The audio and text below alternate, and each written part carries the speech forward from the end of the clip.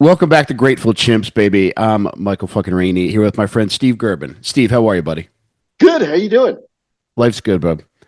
Steve, on Grateful Chimps, man, I have a tendency to chimp out pretty easily. So I'm I've been using gratitude as the cornerstone to prevent me from chimping out, and it's worked pretty well. And I feel like it's been the collateral, not damage, like the collateral benefit from using gratitude as the cornerstone of my life has really paid off in dividends that I could have never imagined. So I've become really interested in hearing what other people are grateful for. So when I reached out to you, I haven't had a long conversation with you in a while, so I want to hear from you. What are you grateful for now? Well, I mean, obviously, like the main stuff, which has been kind of covered. I'm sure people have like heard me talk about Shane and John and everything that they've done. Um, so I don't know whether to rehash that because it feels a little, because I don't want to like skip past that, but I also feel like that's out there about how much they've done. So should I Brother, talk about something else? let it You know. rip with whatever's on your mind. I'm Well, what do ready to hear. you? How about you go first, and then I'll sort of tag, try and All work right, my way in. Yeah. fair enough. I would say, dude, right now, I'm grateful for having a few days to just get my head together and just head into the new year with a blank slate, man. I've really been spending a lot of time creating the framework for 2026 to figure out exactly what I want to do, what I want to accomplish, what I want to provide for people. And I would say within the next couple days, that'll really take a shape as to where I'm ready to rock. Like as soon as like January 1st hits, I'm ready to fucking go. I know exactly what my goals are. I know I have a pretty good idea of how to get cracking on all of them, and I'm gonna go from there. So What's like because the main one? What's like the top one? uh, the very first big one is going to be I'm putting out a new book which is based upon sobriety.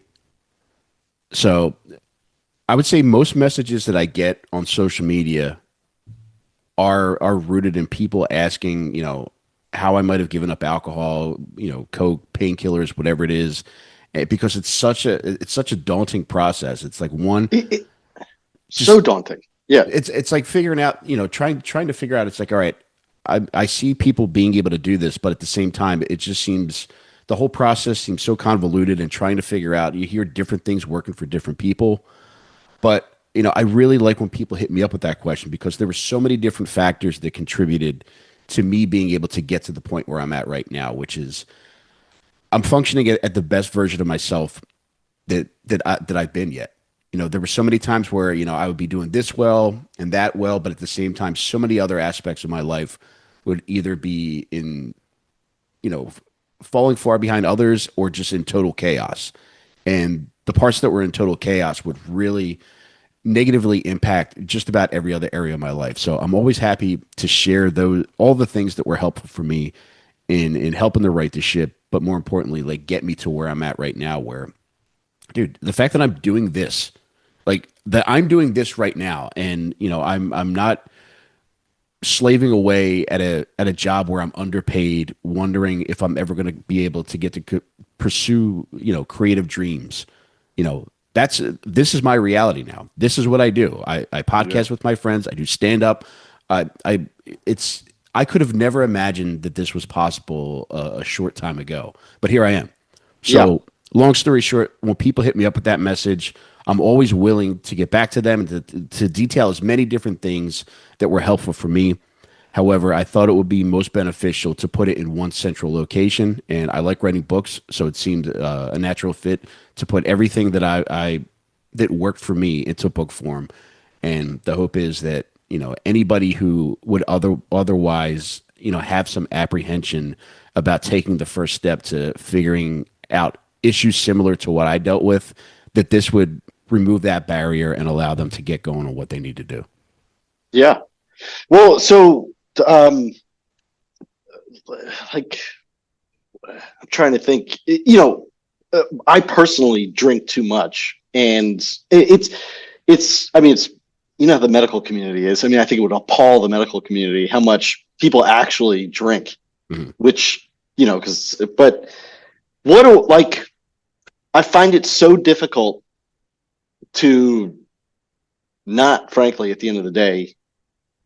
I don't even know. Like I've gone through periods where I haven't, but I mean, I'm on like a Duolingo stretch right now of like epic proportions of like have not missed a single day. And it's tough. I'm also dating, so that's a little daunting to Yeah. not. But there's just something about being home alone. It's like I have way more of a pull to do it also when I'm Yeah. alone. I think because like takes away self doubt or criticism or whatever it Yep. is. But like, what any tips, advice? Like For me, it was all tonight, I or have no need to drink because I'm not going yeah. out. I'm not doing like Christmas Eve bar, anything like that. I'm Mhm. gonna be here. Yeah. I've already finished Pluribus as far as I can get in Pluribus. It's a new show. I love Maria Stewart. She's so good and it's crazy. But so I'm just gonna watch YouTube and then have Yeah. bourbon. Dude, and listen, for me, it was all or nothing because, one, alcohol was its own issue, which was big enough, but I ended up once I got into Coke, that really supercharged everything. And I knew that once I had like three or four drinks, that I would, Supercharged. dude, it really did, man. I would once I had three or four drinks, Steve, I would go looking for a bag and I would bother everybody I knew that I thought could get it until I finally got what I want. And I was not somebody who could do a little bit and then call it a night. It was either I'm doing everything that I can get my hands on till I have Okay. no money left in my bank account to the point where I'm contacting my loan shark at 6 o'clock in the morning to meet me in a parking lot to give me $300 so that I can now go meet a drug dealer and get more coke. Okay. And so it's like Does make me feel a little better to hear that. yeah, you're doing okay in my book, dude.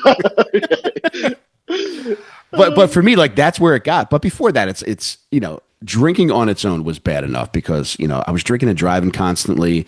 It was taking time away from my wife and kids, and it was just chaos. And I realized through all right once I made the decision to like give recovery an honest effort. For me, like the beginning stages of recovery involved going to AA and NA. Now I know there's so many different options available to people now, which aren't entirely abstinence based. There's a lot that are moderation based, which I know work for a lot of people. So it's not a one size fits all. But for me personally, I knew that I would be much better suited, or at least wanted to try give it a year of just total abstinence and see where I got with that. And I started noticing results within a couple months. Like initially, it was just my relationship with my wife was much better. Because she knew if I wasn't going out or even getting fucked up at home. Because like there were times where, dude, I remember it was a Memorial Day weekend where I sent her out for hot dogs just to get her out of my hair so I could get in my car and drive down to Atlantic City so I could do coke and gamble all night. So it's like being home wasn't just like, all right, fine, this guy's home. Yeah, that sounds very similar to the. I think I was saying on Shane's podcast, but I once when I was in high school, I sent my mom out to get broccoli and pasta so I could jerk off to striptease like the movie my dad or Showgirls. Sorry, Showgirls. Yeah. Oh, dude, relative to that, Elizabeth Berkley was in Austin recently, and I was so bummed I didn't get to see it because she was doing a Q&A before they had a viewing of Showgirls, and I was really bummed that I missed it because I really love Showgirls, man. Yeah. Oh my God, that Yeah. lap dance scene. Auga. Wow. Yeah. That did something to my brain when I first saw that. I said, "Oh my goodness!" And the other girl Yep. watching. Dude, and it was I watched it like all right, let's see how bad this is, and it was just like all right, I might actually love Showgirls. Yeah, I haven't really watched it, Mm-hmm. unfortunately. Treat yourself, dude. Do it tonight. Christmas Eve is the perfect night to watch Showgirls and drink 4 glasses of bourbon. Okay. Dude, by the end of the fourth glass, Steve, you're going to be DMing Elizabeth Berkley. Anyway, I interrupted you. So you sent Jamie out for hot dogs, and Yeah, then yeah, yeah, my point was that it's, me being home wasn't necessarily a relief to anybody because it's like the wheels were always turning because I just love drinking, man. Like even now, it's like my wife and I were having a conversation 2 nights ago and just she was asking, she does like occasional check-ins and I was like, I'm good. It's like I just don't drink anymore. However, I know I'll always love drinking. Like Right. If I chose to go down to, a bar a half mile down the road, I would have a blast. I know if I went there now, I would have a blast for about 3 or 4 hours, but then the wheels would start turning and I'd end up in downtown Austin in a fucking tent smoking crack with a guy who's missing toes, Right. because that's just how it got for me. And Interesting. and to be able to, I don't know, man.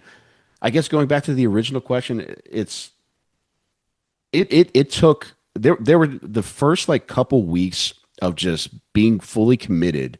It was like my brain was like a toddler throwing a tantrum, because I was just resigned to the fact that, like, all right, I'm not going out tonight. I'm going to sit on the couch. I'm just going to do whatever it takes just to stay in tonight and not go out and get fucked up. And dude, there were a few nights where I felt like I was willing myself to sleep because my brain was resisting so hard, because this was the first real honest effort I had made to giving up these things which were really, really hamstringing me. And Yeah.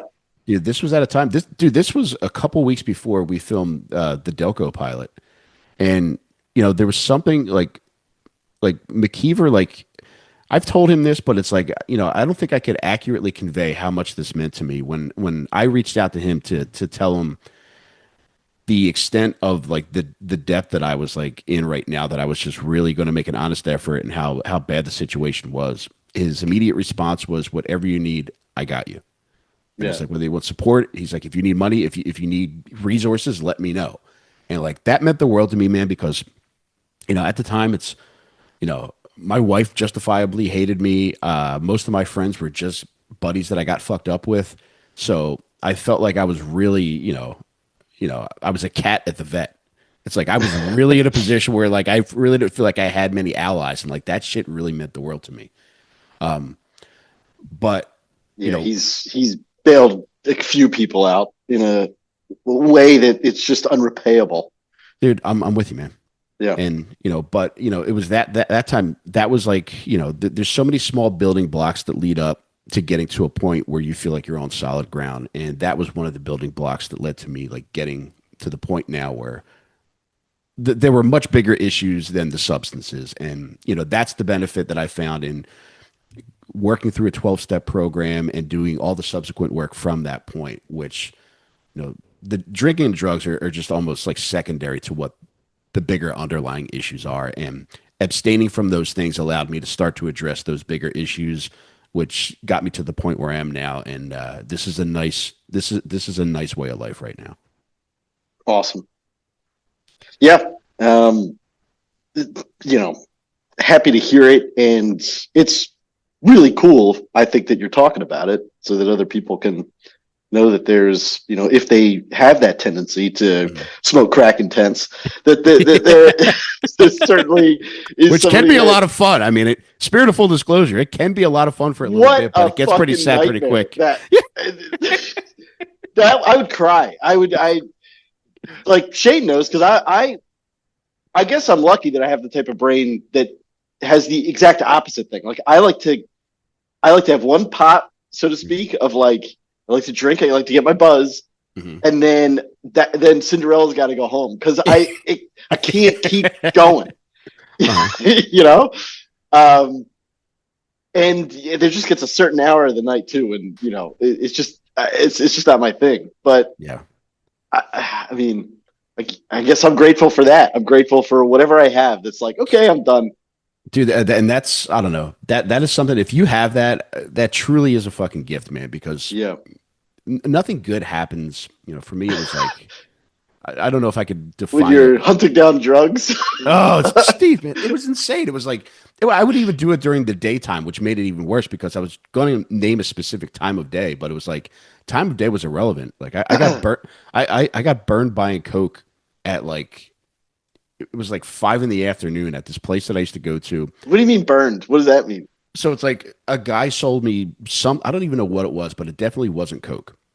And the mistake I made was I was going to like this roundabout that you would go to in the hood in Chester, PA. And I later found out that the actual drug dealers came out when the sun went down. Okay. Anybody that was lurking around during daytime hours was just like a homeless guy who was squatting in one of the abandoned houses. And that's what I encountered. As soon as I saw this first guy, when I pulled into the roundabout, I saw a guy and I asked him if he had any, and he's like, "Yeah." And I was like, "Oh, you seem trustworthy." So I handed him my money. He handed me a baggie of something, and I drove to. There was a 7-Eleven maybe like 5 minutes away. So I drove to a 7-Eleven. I got a drink or something, and I was like, "All right, while I'm in here, I might as well go to the bathroom and chop some of this up." And I quickly Okay, go ahead. I quickly realized, even like dumping it out, it's just seeing the consistency. It was like, this isn't going to be good. And then I Yeah, snorted it, and I don't remember if it was like just salt or just something, which clearly was not Coke. And especially at that time, like finances were tight, so it's so sure. hard to enjoy Coke when you're on limited finances. So it's like if if I came home with 80 or $100 less than what I had when I left the house, it was going to be a conversation with my wife because we had a shared bank account. So it's like the Very combination of quick conversation, jittery. Yeah, yeah. So it's like that kind of like horror was in the drug world. It's like that kind of shit happens so often, but it's just you got to chalk it up to just being a part of what that universe is, and it's right, part of like what makes it so frustrating. And you're mad at yourself, and you're just like, why would I think that that guy has legitimate drugs? Like the guy has a shoelace fucking belt. Like, right. why would I think that he's trustworthy worthy enough to hand $80 to? I, I mean, from the jump, that story terrifies. It's like going without a plan, just like going to a random roundabout. And it's like this place was like A I'd gone there a couple 7-Eleven times. bathroom. Oh my It was god! disgusting, man. Everything about it is disgusting. It's and now looking back Walking on in all the like stuff Homer I've done. Simpson, just whistling to the go to your Coke, and then the 7-Eleven Yeah, guys just gotta be like, yeah, yeah, keep going. yeah. Sorry. I'm coming to get a mellow yellow and a Twinkie, and it's like, do you mind if I use the bathroom? It's like, yeah, you're not going to snort coke in there, are you? It's like, come on, man, look at me. But it's exactly what I was going to do, man. And it was just, it's those kind of things which add up, and like when you start to get to the bigger issues of why this shit is fucking you up, you start to realize it's like, dude, my self esteem is just like as low as can possibly be. My self worth is as low as it can possibly be. Yeah, I mean, you know, it's and being able to address those things, I think, are a big part of why I don't feel the compulsion to go out and do that kind of shit anymore. interesting. Yeah, low self-esteem is brutal. Dude, I don't I'm 47, dude, and I don't feel like I developed an adequate sense of self esteem until maybe the past few years, dude. How have you been with it? Yeah, I think the past few years, and then that kind of makes me nervous because you're like, oh well, is this not internal but external? It's Hmm. like the show, and then now I feel okay about myself. Hmm. Um, but oh man, and it also feels, I don't know if the word's like amorphous, but like what is self-esteem and all this stuff. But um, I know what it feels like when you don't have it. I remember, I think Hmm. I told you. I was like, in relation to dating, I said, I feel like I'm trying to sell a vacuum cleaner I don't believe in, Yeah. which sucks. Hmm. And Great pun, by the way. oh, look at me go. Um, look at me. What could I? Well, whatever. My brain doesn't work that way.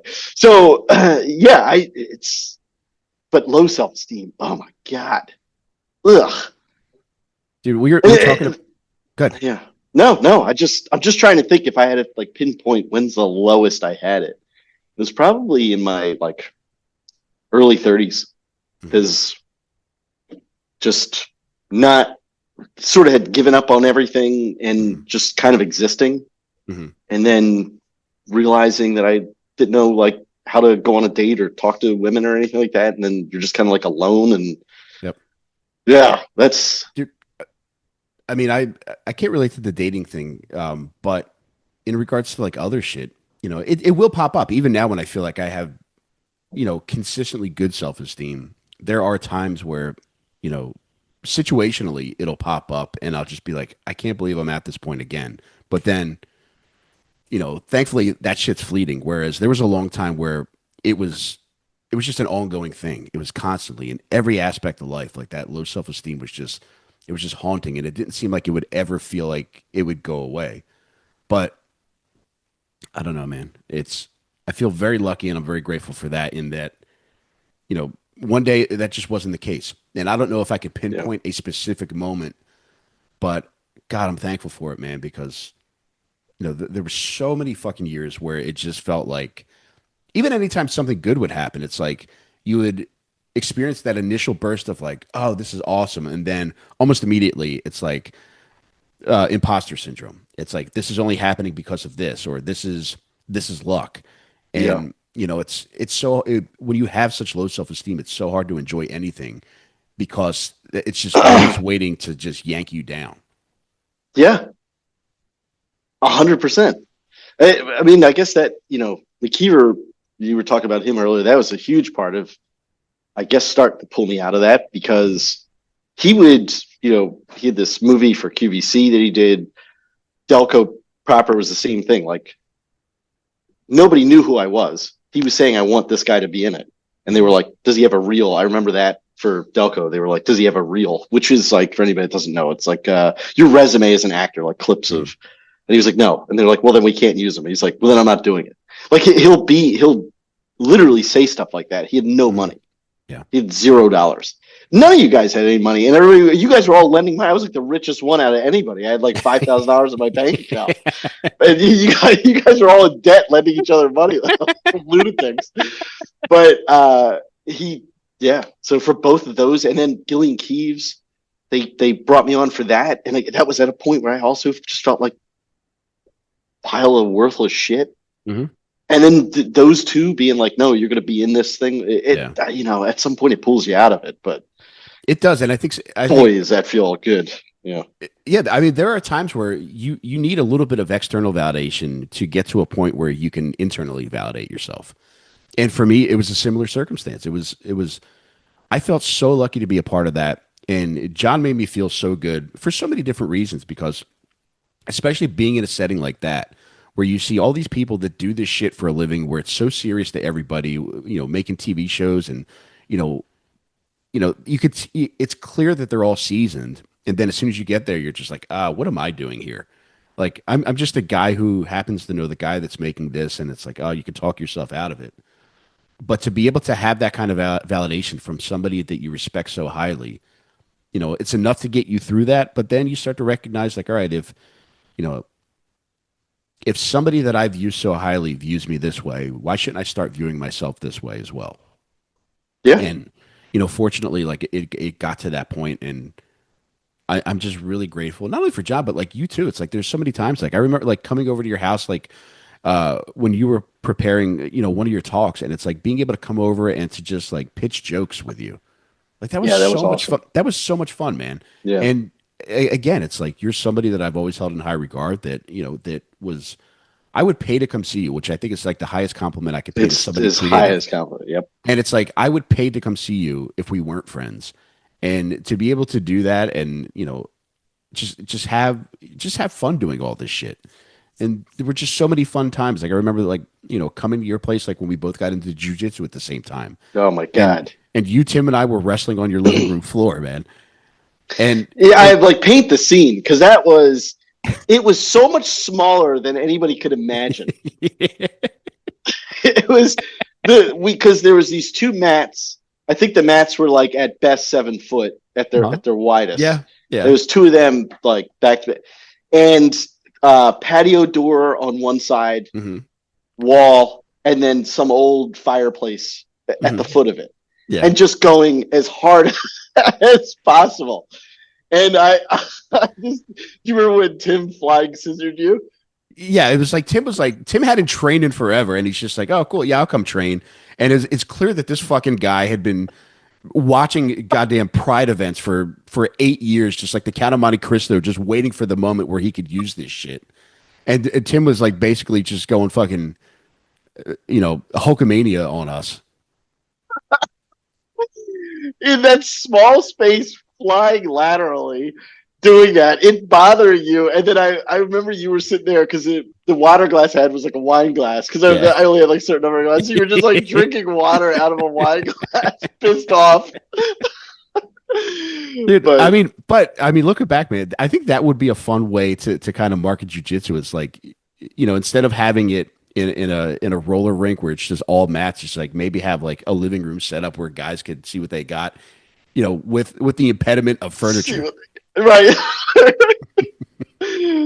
Yeah, man.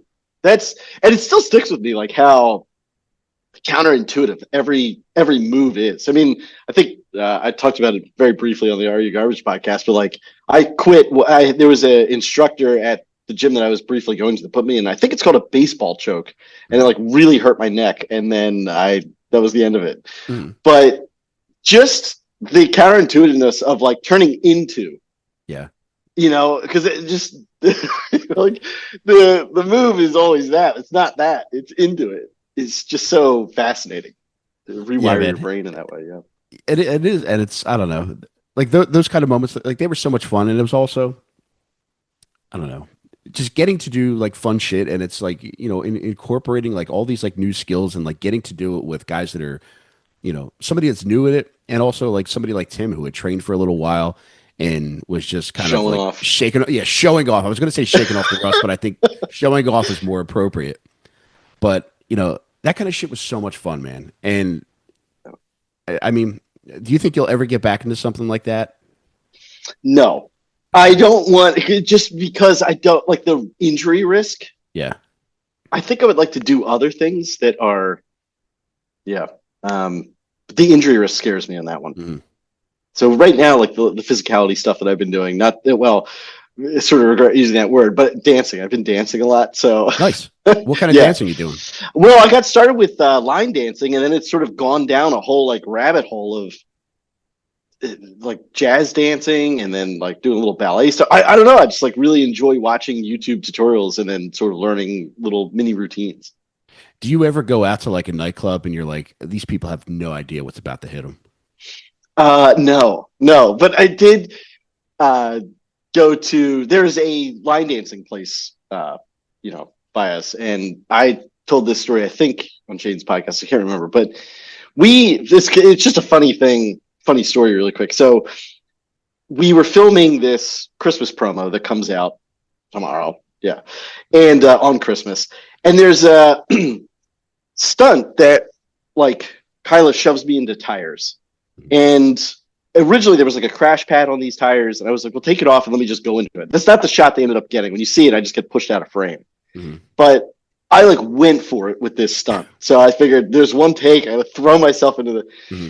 and it hurt a little bit, and then suddenly everybody was like, "Are you okay?" Like the stunt guy with like big doe eyes was like, "Are you okay?" That was really good. I was like, "I'm okay." Not that I was like anywhere near crying, but I sat down, and Shane was in the office, and I was like, "What does a concussion feel like?" And he's like, "You don't have a concussion." So frustrated at the mere notion of it, and then the nurse comes in and she's asking me, and he's like, "He's fine." So then, cut to later in the night, we're out line dancing, and Evelyn, our assistant, was sitting next to Shane, and she said, "He's watching you line dance." And then he turns over to me and he goes, "Yeah, maybe he does have a concussion." He's a fucker. He's just like constantly.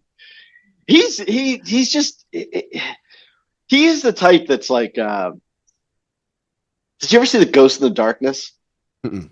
It's a movie. It's like Michael Douglas, and these lions are killing people, and so Michael Douglas goes to hunt these lions with Val Kilmer, and he's just like, lions don't hunt like this. Lions don't have a lair. They're doing it for the pleasure, and like that Shane, it's just like he'll for his own entertainment, just this kind of stuff. It's hilarious. Now, when you were out there, were you getting attention for the way you were dancing, or was it just all for you?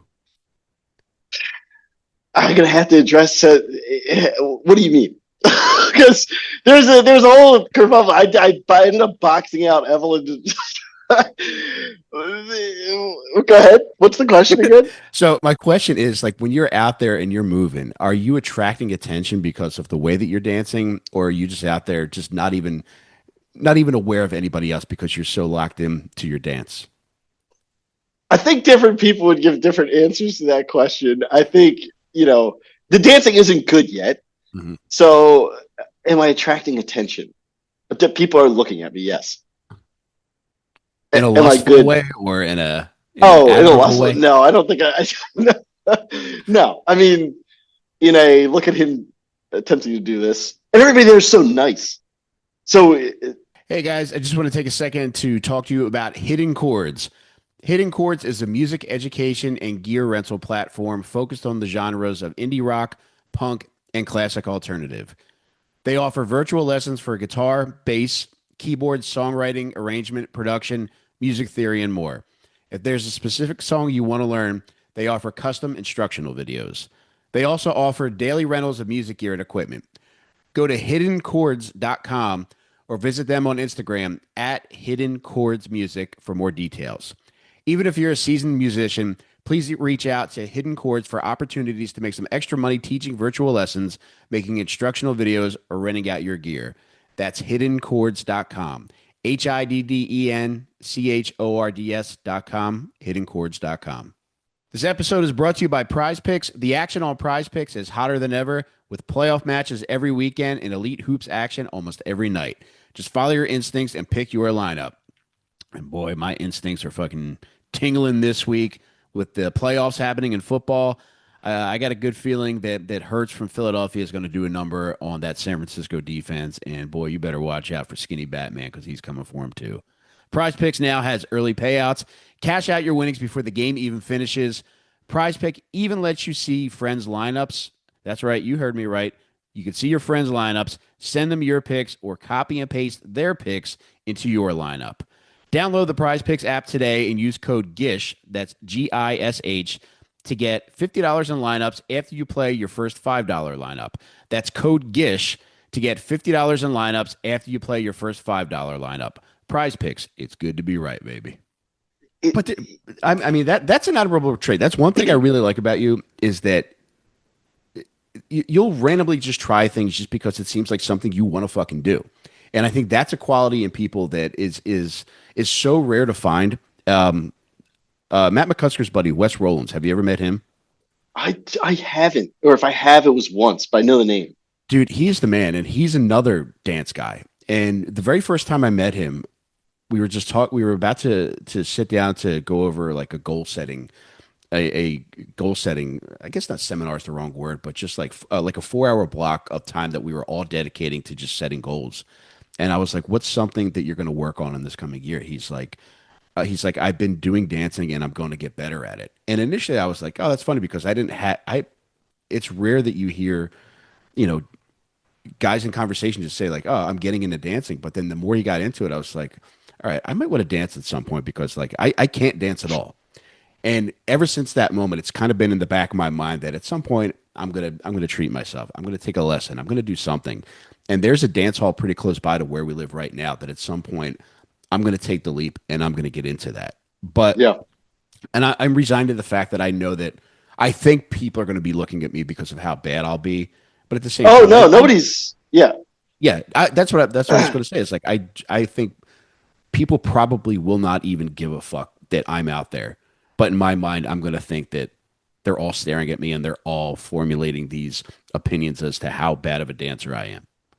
Interesting. Yeah. No. At least my experience, and this could be tainted by the minor celebrity, that the show's kind of created. But everybody is so helpful and nice, and they like want if you're struggling with it, they want to show you how to do it. Mm-hmm. Um, it's and the thing that's cool about line dancing, I think, is like obviously there's all different degrees of difficulty, but even if it's like a simple dance, you can add your own little flourishes to it. Mm-hmm. So you've got like 4 steps to get from here to here. Like Ed Sheeran shivers. Like you have to like at the end of it, you're getting to the right side, and there's however float your boat to get over there. All right, so we got the sheer and shiver. Is there any chance we're going Yeah. to see a Gerben grind? Like right now. The one that I'm really excited about is, and this was in the movie Footloose, like the remake. Mm-hmm. It's called Fake ID, and you could watch clips of this. It's a badass line dance. I can like do it, but I can't.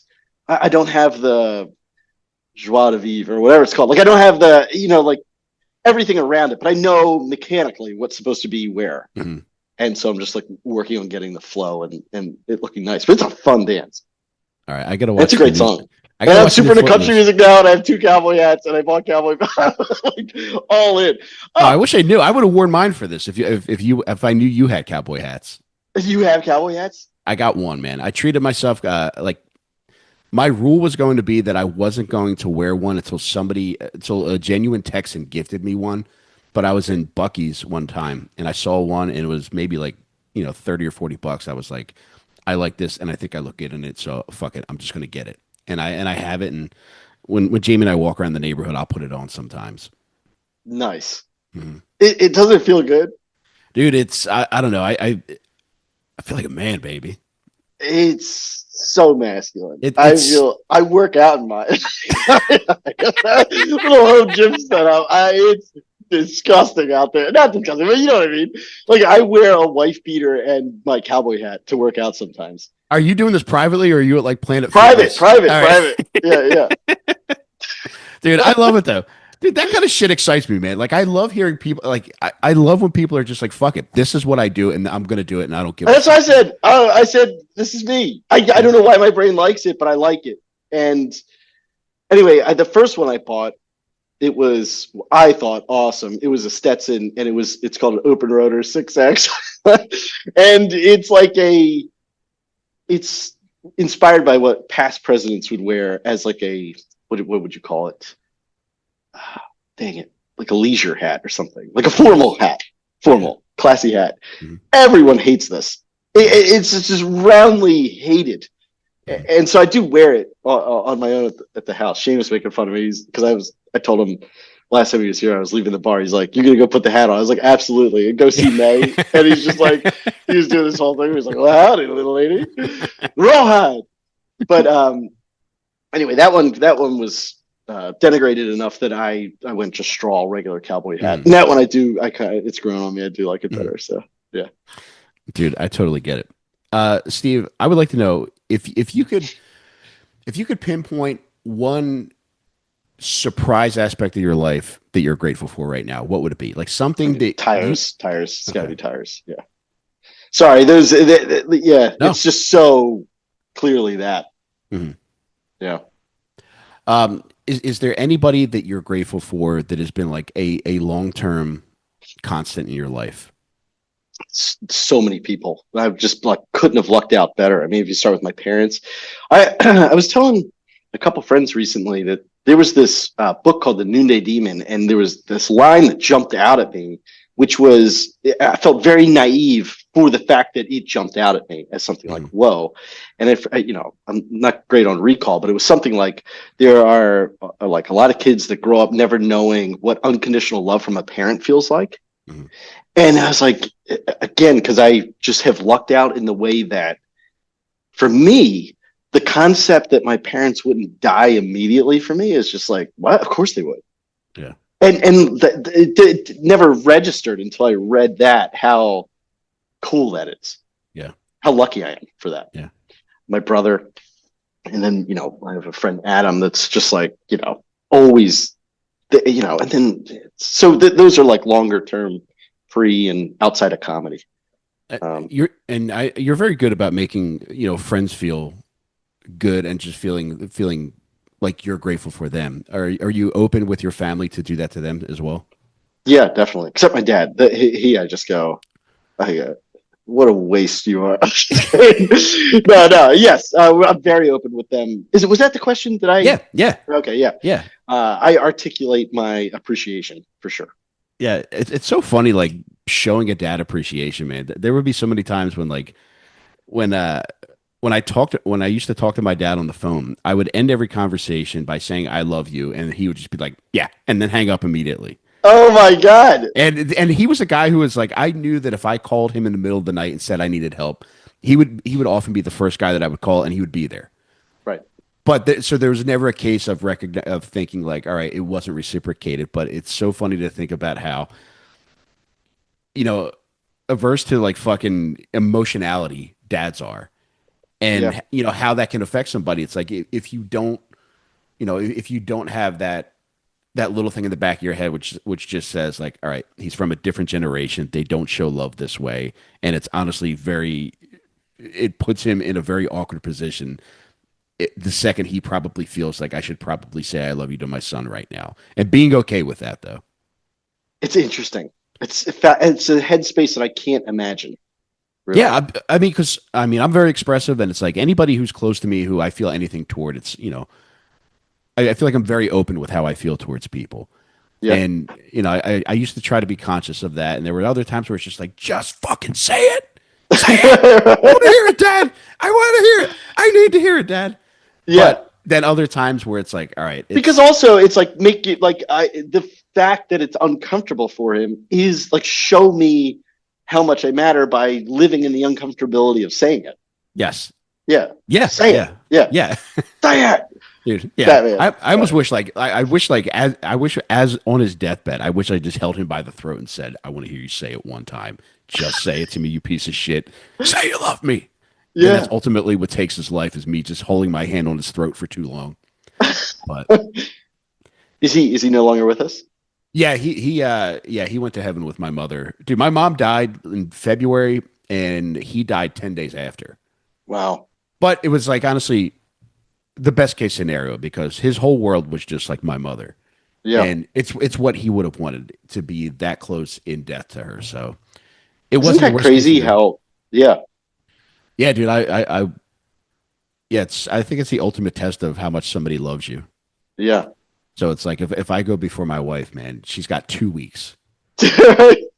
Otherwise, you better believe I'm ruining any relationship you try to have after me.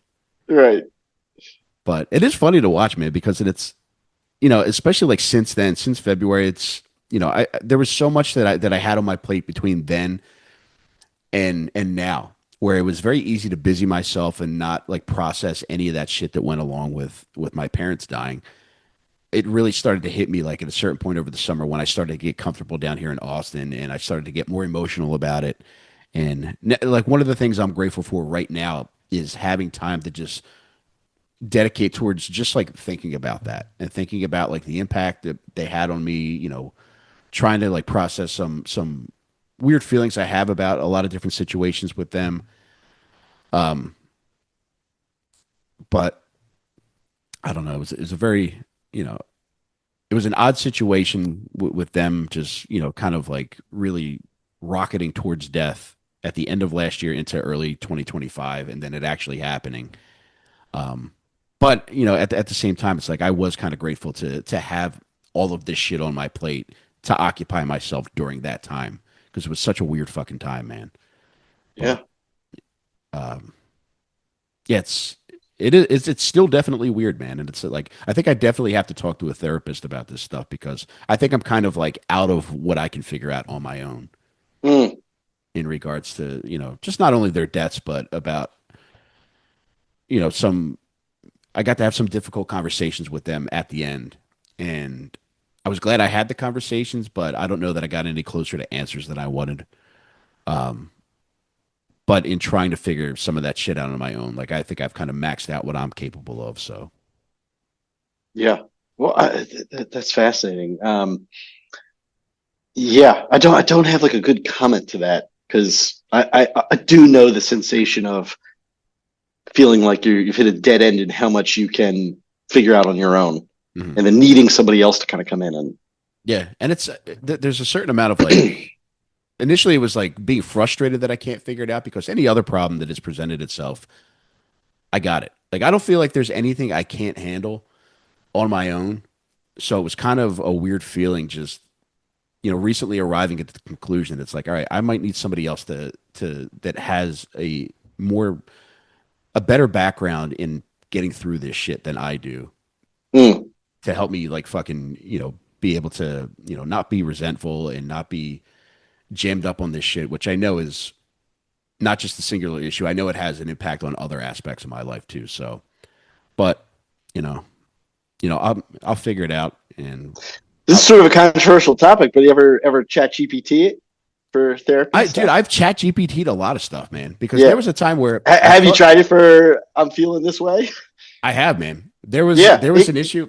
I utilize it a lot just because I feel like it's so helpful for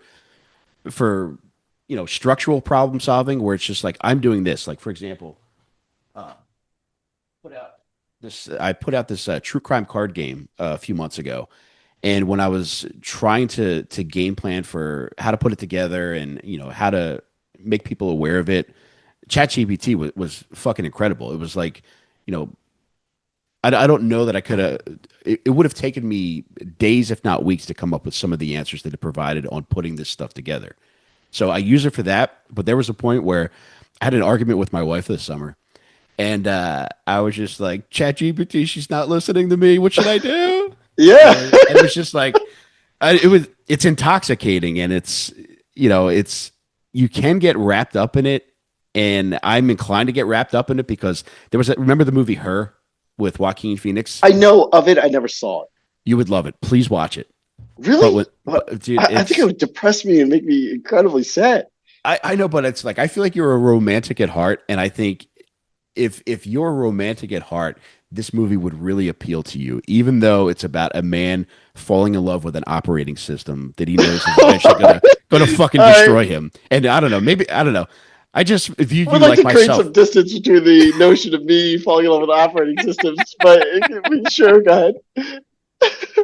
But as a man who was like once just obsessed with the movie Her and just begging for the technology that movie presented, like that was I think it came out in 2013, to finally have like that kind of capability where it can, I don't know, reflect, some kind of like human emotional need.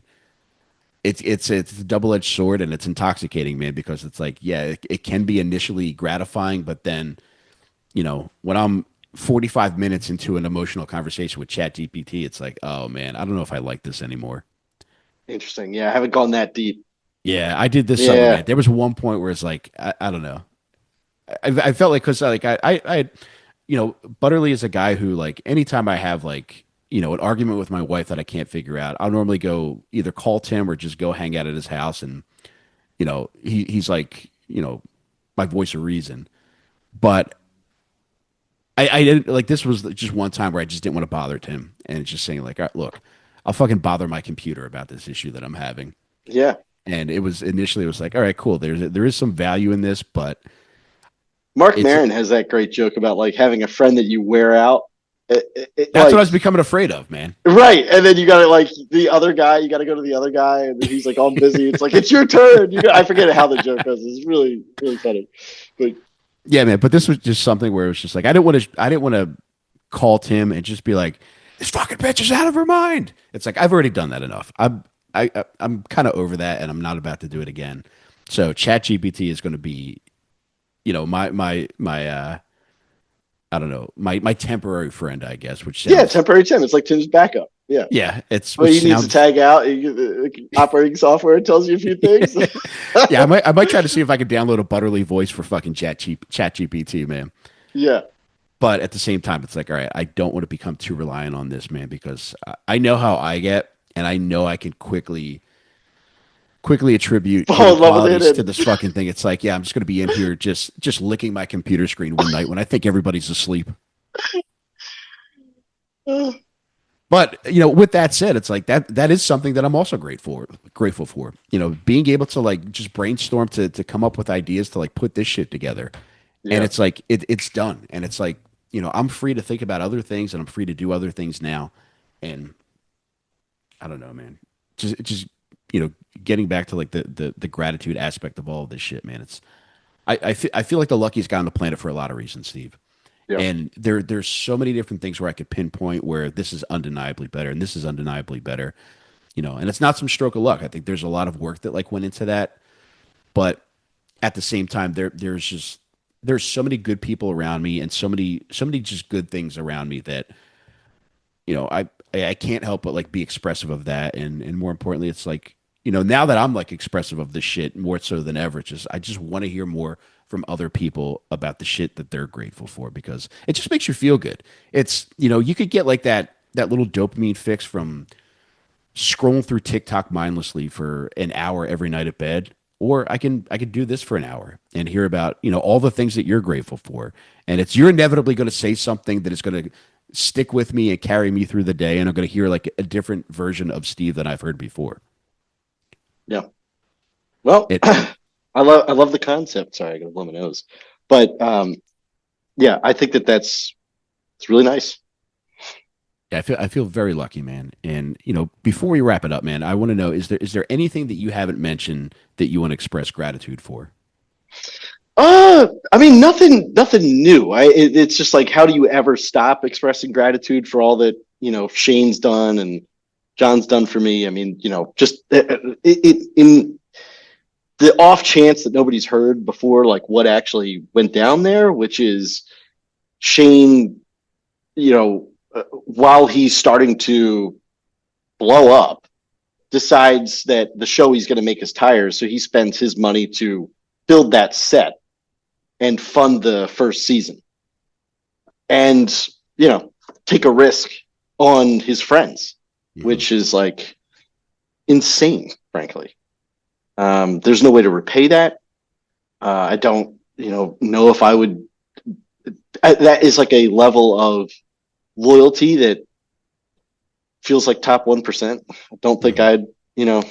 I'd like to think that I would, but you know, um, and then John, the sort of the stuff that I already covered, which is just endlessly putting his neck out for me when Hmm. he needed the work. Hmm. So, it's just to be a part of that. Uh, Again, just when you think about, I mean, Shane was just like all in, all his money. Hmm. I mean, I still am like, $50? Should I? Like, I can't imagine being like, all of it Yeah. for this. We'll try it. Mhm. Just, yeah. So that, at the end of the day, is just something really special. I was telling them, like, tired. We're going to start filming season 3. I don't know if we'll do another one after that, but like, this is the peak for me. It doesn't get. There is no way to have the career go any higher than this, and that's great. But to be a co-lead with Shane, the hot, like, best comedian out there, Mhm. directed by John, in this show that's like a story that I wanted to tell for so long. Yeah. Just come on. I mean, it's just there's I'm at the thing, you know. So I'm just trying to be very self-aware of how lucky I am and incredibly grateful for it, and enjoy it. Just trying to enjoy it, Mhm. So Can you talk about? Uh, hopefully that doesn't come off mechanical the way I said that. It's just, no, no, it's when you genuine, say man. stuff a lot, you don't want to. Yeah. Yeah, yeah. No, but can you talk about how your idea of being successful has changed from when you initially started in comedy versus to where you're at now? Well, now the what I'm envisioning as success in life is like totally different. Like, I'm trying to figure out the what after. Like, I would certainly love to act more, um, but it would be really nice to find something. I know you and I have talked about this in the past. Some project to get involved in where you're in some way benefiting the community. The everything could change, but it's like, I don't have the desire to go out on the road and do comedy. That's just not in me. Um, it's like, you want to be financially stable enough, but it's like, I'm doing really well now. Again, I don't want to be stupid about it and have like a small burst of money and then just blow it. But you're also like, could I do something fulfilling in a different way after this? That is, because again, I don't think professionally with the entertainment business I'll ever feel as gratified as I feel now. Mhm. It's not that I don't want to continue working, but that would be trying to figure out the next step. What could I do that's like a day to day where I'm outside doing stuff and helping people? Yeah. I don't know what that looks like. Mhm. I don't want to go like get crackheads out of tents or anything like that. Well, Steve, they could use the help, man. But So Steve, I'm grateful for your friendship, dude. I love grateful for you, yours and too. I I'm love I'm you happy too. to see you succeed, man. You're just a very easy guy to root for, man. And I Thanks, know, dude. I know everything you're doing now is going to continue to fucking take off, and I know whatever you choose to do after this is going to be successful as well, man. Because you're just so unique, and I love seeing you shine, dude. Thank you so much, man. I love you so much. was thinking maybe I wouldn't say that I loved you and just really try to give you the the dad experience to close out. But I do. I truly love you, and we've known each other so long, and I love to see where you're at. And yeah, it's I still remember when you had the long hair and we were showing up to the what was that the smaller theater in like by Second Street in The South Philly, Shubin Theater. the Shubin Theater, and the Yeah. jokes you would write for some of those roasts, and it's just like, why are you not writing for late night? It's insane to me. I feel very lucky for a lot of, even for that time. Like that was a time where I felt like, I truly just love getting out and just writing jokes and being around and just, there was, that was such a fun time. And, I look back on it fondly now. Whereas like now it's just like, I just feel lucky to Yeah, have experienced that and feel lucky to be at a point now where, I can do this kind of stuff and, I can support my family doing this. And to it's me, that's awesome. what it's all about. Like that's my number one objective is making sure everybody in this house, has the life that they want. And any way that I could do that, I'd be willing to do. It's like even if I'm just making tents for crackheads, I'd be willing to do that just to be able to facilitate the kind of life that my family deserves, man. And I just, I feel very lucky to have that. And, I'm just grateful that I was able to do this with you here today, man. And I love you too, dude. And I hope to cross paths again soon, Steve. Absolutely. All right, man. Thanks for All having right, me. brother. All right. All Happy right. holidays to you, brother. Yeah, Later. you too. Bye now.